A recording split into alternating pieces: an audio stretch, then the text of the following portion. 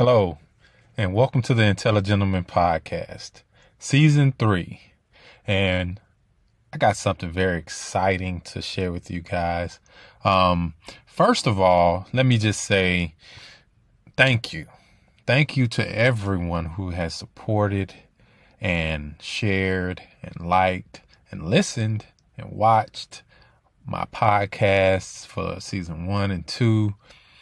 It has been an extraordinary journey for me, and I look forward to bringing you even more content, even more ideas and thoughts that we all can conversate on and build on.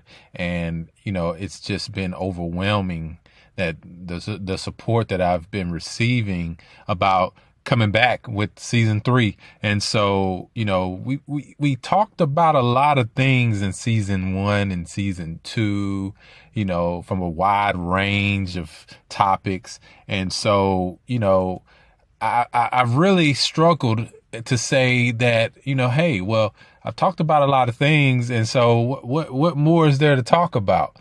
But, I also came to the realization, and it's always been in me, and it's always been something that I've known, that knowledge and wisdom is infinite, and so there's always something you can learn, that you can express. And so with that being said, I said to myself, well, since we've talked about a lot of these things, why don't we come back and actually, go over some of these things in more detail, right? And from the perspective of experience, the experiences that have happened since those things, and I'm very excited. I am, grateful, and I am so, just amazed at the way that life unfolds.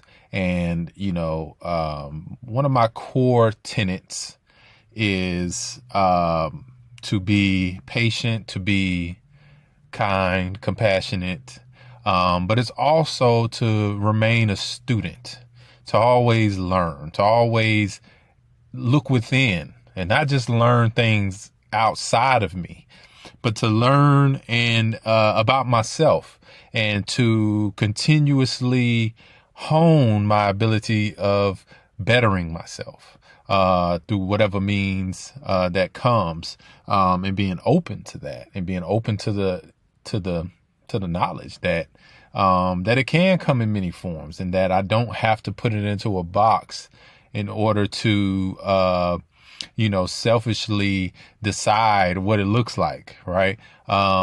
Because a lot of times that perception is limited, and because we're doing that perception from that particular moment in time. And when that happens, you're not tapping into the limitlessness of the infinite.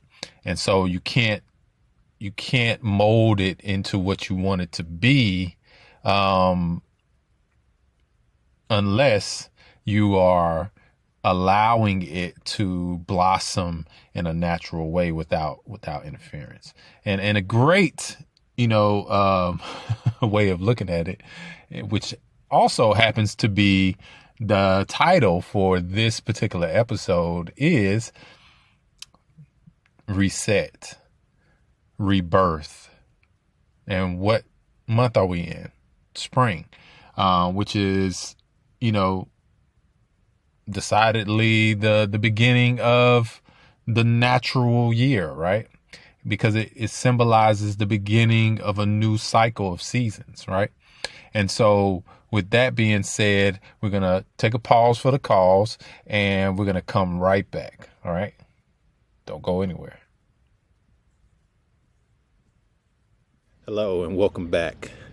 And as you can see, it's kind of blurry, but that's just for privacy reasons. I want to make sure that people's privacy are being protected. But as you can see, I'm out in nature, and I'm enjoying the time, and it's peaceful.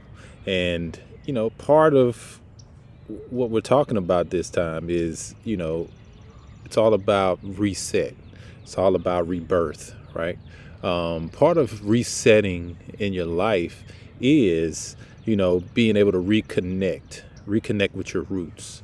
And there's nothing more root about you than nature, right? Because this physical form comes directly from nature. So that is definitely the root of where we come from, who we are in this physical form. So reconnecting with that part of yourself is necessary so that you can maintain the balance. Because a lot of times we put a lot of emphasis on the mental and the spiritual, but we don't really take into consideration how the physical plays a part in that. One of my favorite spiritual gurus that I listen to, Sadhguru, he speaks about it all the time, and he says that in order for you to really experience the spiritual path, you have to get the body out the way, meaning you don't want to be hindered in any way by your body, because once you're hindered by your body, you actually it's kind of hard to focus when you have to focus on physical aspects of yourself, right? And we see it all the time. People get caught up in the way they look, the way that they feel, and these things. And when that happens, you kind of lose at that moment. You're moving yourself outside of your spiritual nature. And so in order for you to really get in touch with that, and it's not to say that you're not, the goal is always to blend it all together, right?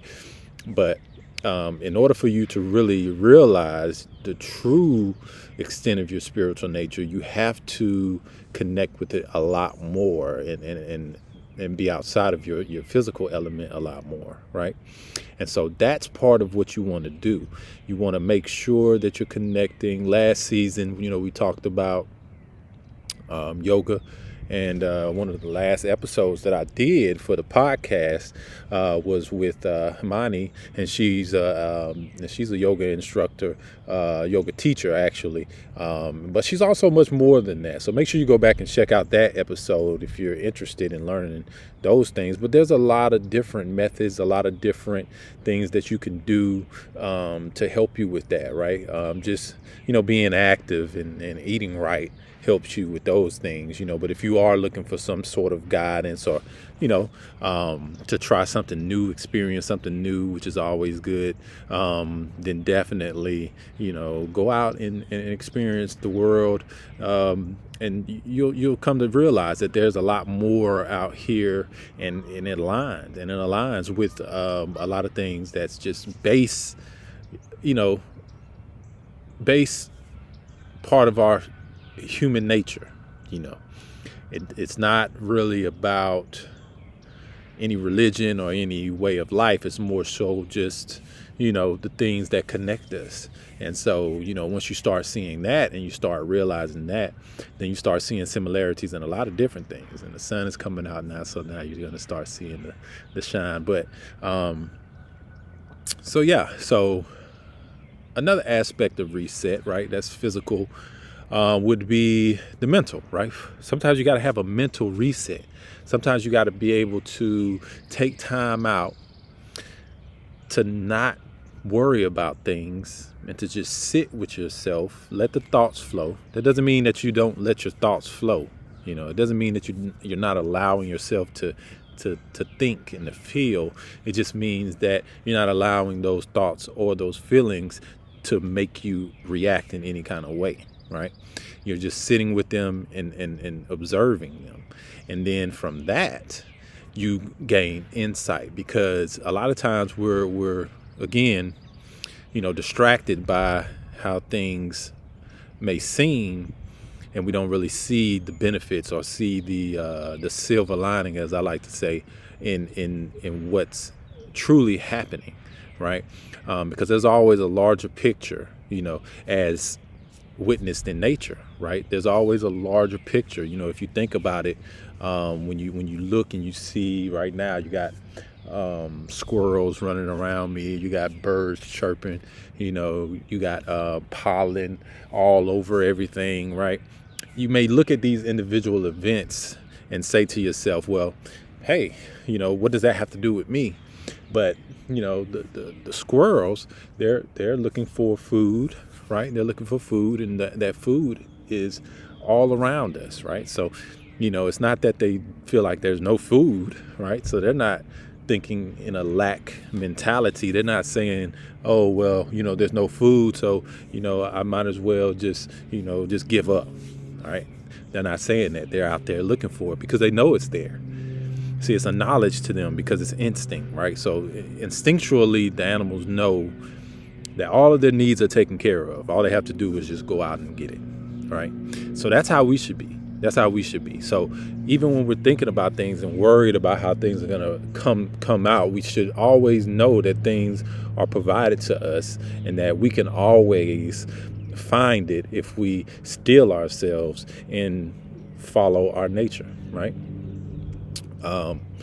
And like the pollen, right? The pollen is actually creating more life, right? It's germinating, other plants and causing them to grow and to bloom and to blossom, right? Which is the rebirth from the winter, right? So the cycle, right? The cycle. So even that, so that it's part of a larger cycle, right? So let's analyze that for a second. So if we it's safe to assume that, right? Because it's pretty much right in our face, right? But what about us? Are we part of a larger cycle? Are we part of something larger than what you can see if you're just focusing on yourself? We are. And when you start to understand the connectedness of life and you understand that you can't separate it. One of the big movements that's going on right now is to save the soil, right? The soil is estimated to lose its fertility within the next 60 years if we continue in the way that we're going, right? So what does that mean? That means that as a lot of people have been speculating and talking about, it means that it will cause mass food shortages and as human nature, people fighting over these resources because they feel that they are limited. And again, this idea, this thought is not coming into our experience just for us to say, oh, okay, that's how that works. Oh, that's cool. Or just for us to, kind of make a trendy, idea about it. It's coming into our existence now because it's something that we have to take action on. So we really need to take action on that. And if you're looking for a way to help do that, Sadhguru and the Isha Foundation, they have a very strong program. And it's a nonprofit foundation, international foundation that you can get with that. They have a strong program for that, and they're going out talking to a lot of leaders and stuff like that about things that you can do. So if you want to get involved in that, I encourage you to do that because we all need to. But yeah, so that's part of what the cycle is, and as the pollen and as the flowers bloom, as they say, the birds and the bees, right? So now you hear the birds chirping. A lot of those are baby birds, right? Baby birds that are being hatched and born. So the cycle of life is beginning anew. You also have, like I said, I mentioned the bees. That as the flowers are blooming, right? Because once the flowers bloom, they start to, they can go to these flowers and they can get their nectar so that they can create their honey, right? So this is all part of a larger cycle, right? And this cycle was here before we were. This cycle was here, right? So and when I say that, I mean the capacity, the potential for this cycle, right? The knowledge, the science that is behind it was already there. It's not something that was created by anybody, right? So what does that tell you? That tells you that there's a different type of design. There's a design that's higher than anything that we are currently aware of, or may be aware of. Because once you actually feel that connectedness, you're aware of it, but you may not. But still don't have the full picture. Because all of the water in this lake behind me can't be contained in one cup, right? So you can't contain limitlessness in a limited container. So that's one thing about it. So that's why, that's another precept of wisdom. That is why we are connected beings, why we're a community and not just separate individuals, because limitlessness cannot be contained in a limited container. It will overfill, it would be wasted, and as we know, nothing in nature is wasted. Nothing. It all gets recycled, it all gets reused, it's all for a purpose. And so being that that's the case, you should never look at people and say, okay, well, that person is no longer valuable, right? Because everybody has value. And if you say that about one person, then you must be saying it about everyone. And so, which would include yourself, right? That old adage, as they say, once you point one finger, three more are pointing back at you, right? So, you have to, and it doesn't mean that you don't hold people accountable. And it doesn't mean that you don't, move in justice and logic and reason. It just means that you should always leave space for people to change, because people do change all the time. And that's, again, what we're talking about. We're talking about the rebirth, the regrowth, the renewing of life, right? In all its aspects, in all of its grandeur. So it's really important also to know when there's change needed, right? So let's get into that a little bit, because I feel that's important. Because as long as the person or the people or the situation is changing and becoming something more, then there's always a possibility. There's always a possibility. But when you refuse to learn or grow or, admit, that the change is needed, that's where you start to kind of keep your development from happening, your evolution, right? So when you really look at these things, you have to look at it from a duality. You have to say to yourself, I'm doing this for me, but at the same time, I'm doing it benefits others. So when you're bettering yourself, you're actually helping other people too. That's why, doing those types of things it's not a bad thing. It's not a bad thing for you to take some time to yourself, right? It's not a bad thing. It's actually a great thing, because now there's a way to do it. Of course, you don't just completely cut off people, because that's still separation. You know what I mean? You have to express. You have to let people know, hey, this is what I'm doing. This is why I'm doing it. So and they should be receptive to that as well, because everyone needs that, right? Some people need it more than others. So part of it is knowing yourself, knowing that that we are a reflection of each other. We are all growing and learning and evolving in the same life experience. So it's not separate. There's nothing separate with this. So if you can grasp that, then you can actually move past the separate type of mind state into a collective mind state where you begin to understand that what happens to me affects you. What happens to you affects me. And in order for us to make this the best experience possible, we have to work together to do that, right? Which brings rebirth in a whole new light, because then we created a whole new experience, a whole new paradigm that shifts into existence to show us something new from what we saw before. See? And it's a cycle, just like, the seasons.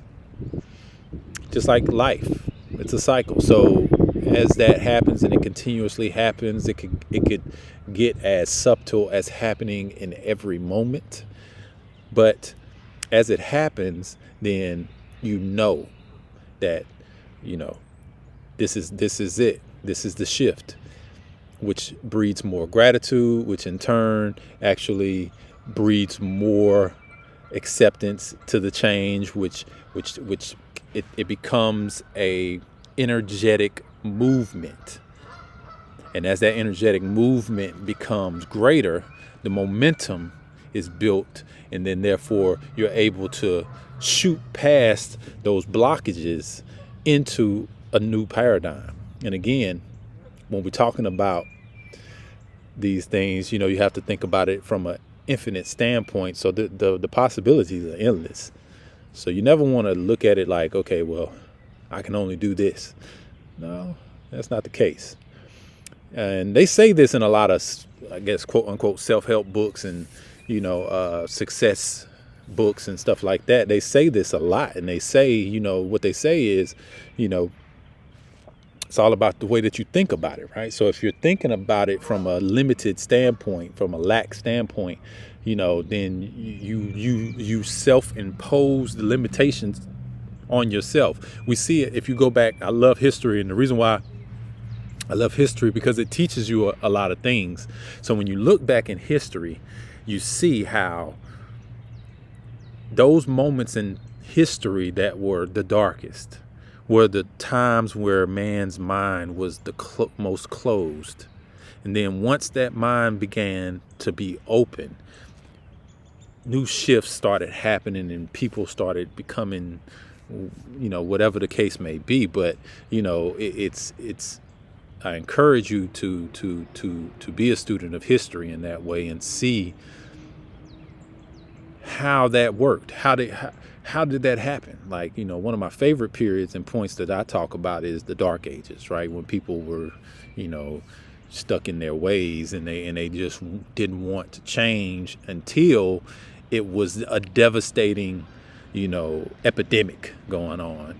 And then people said, oh, you know what? Now let's change, right? Let's change. And once that started happening, and it was a matter of survival, right?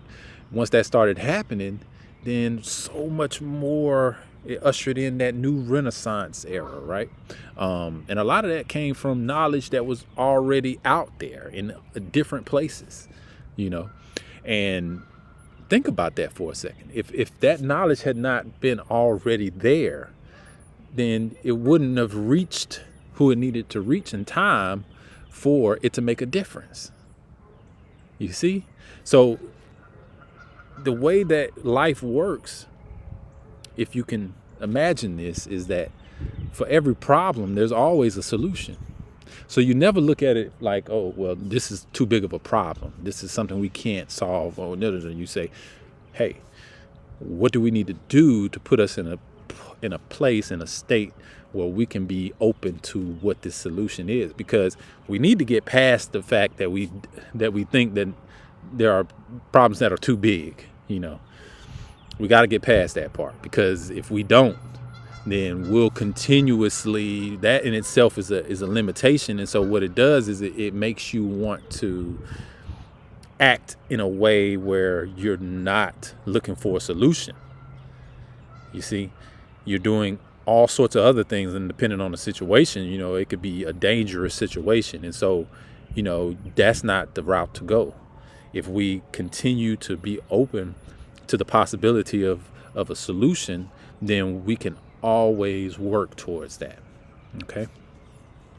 So with that being said, this is going to be the shortest episode that I have because it's just the beginning, and I really wanted to come to you guys from out here in one of my peaceful places, and the significance of this place here, and I'll share it with you guys in this spring, right?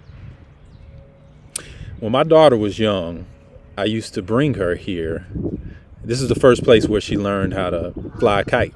And I taught her how to fly a kite here in this park during the spring. And it's so amazing to me how life evolves and changes, and, just to see how much she's grown since then, and how much the world has changed since then, and how much of my life has changed since then. It's just an amazing thing. And it's always a reminder that, change is good. All right. So with that being said, that's it for episode 1, and I'll see y'all on the next one.